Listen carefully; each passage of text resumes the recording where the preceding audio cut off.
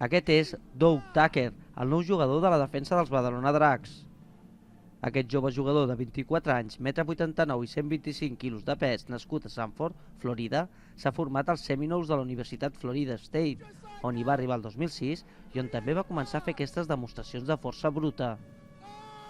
El nou jugador de Dracs és un jugador polivalent i a les darreres temporades ha aconseguit guanyar-se la titularitat en la defensa dels de Florida, ocupant fins a 4 posicions defensives diferents. Físicament és un portent físic de la naturalesa, és a dir, té molta força bruta, llavors dins de la seva universitat va poder jugar en 4 posicions dins la mateixa línia de defensa i això li va fer poder jugar en molts partits amb una posició que es necessita molt de tamany i ell no ho és.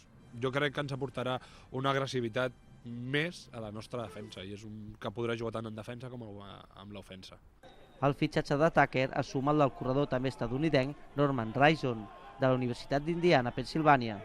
Aquests dos fitxatges hauran de servir als Badalona Dracs per tal d'intentar guanyar la Lliga de Futbol Americà 2012 i també per fer un bon paper a l'Eurobowl d'aquest nou any.